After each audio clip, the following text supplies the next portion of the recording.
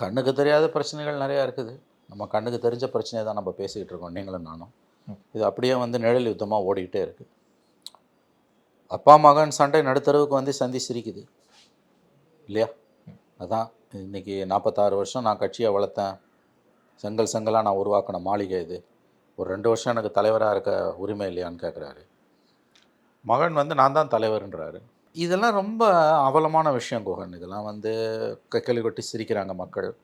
மீடியாவுக்கு தீனி போடுற மாதிரி மீடியாவுக்கு தீனி தான் போடுறாங்க.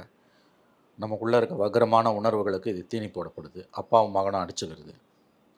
அங்கே என்ன நடந்ததுன்றதை பற்றி சில தனி நபர்கள், பாமகவில் ஒரு காலத்தில் இருந்தவர்கள், வன்னியர் சங்க பிரதிநிதிகள் வந்து சமூக வலைதளங்களில் பேசுனது எல்லாமே கிட்டத்தட்ட உண்மைன்னு இப்போ வந்துட்டுருக்குது. இப்போ வந்த தகவல் வந்து ராமதாஸ் வந்து வீட்டிலேருந்து ஒதுங்கி ஜெகதர்ஷனுக்கு சொந்தமான லாட்ஜில் தங்கியிருந்தார், ஹோட்டலில் தங்கியிருந்தார். அப்போ சௌமியா அன்புமணி வந்து காலில் விழுந்து மகனை எம்பி தலைவராக்கணும்னு கெஞ்சினாங்கலாம் சிலர் தொலைக்காட்சிகளில் பேசுனாங்க. இன்றைக்கி அது உண்மைன்னு அவரே சொல்கிறார்.